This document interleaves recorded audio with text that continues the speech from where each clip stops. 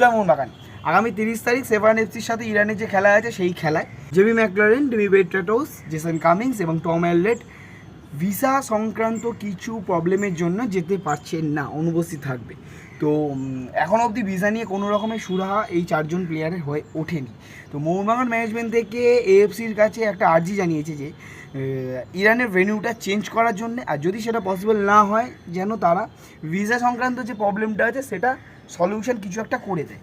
এবার যদি এই চারজন প্লেয়ার সত্যিই না যেতে পারে তাহলে মোহনবাগান ম্যানেজমেন্ট ঠিক করেছে যে এই চারজন বাদে প্রত্যেকটা যার প্লেয়ার আছে প্রত্যেকটা প্লেয়ারকে নিয়ে খুব সম্ভবত 25 থেকে 26 তারিখ বা 27 তারিখের মধ্যে ইরানে পৌঁছাবে এবং পূর্ণ সমর্থন বা পূর্ণ দল নিয়ে, পূর্ণ শক্তির দল নিয়ে 30 তারিখ সেভান এফসির সাথে রাত 9:30টায় খেলতে নামবে।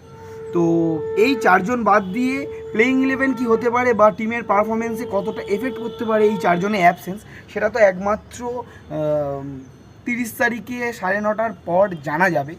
আপাতত এই চারজনের ভিসা সংক্রান্ত কোনো সলিউশন হয় কি না সেটাই দেখা যাক সেভান এফসির সাথে ম্যাচ কেমন হয়। জয় মোহনবাগান।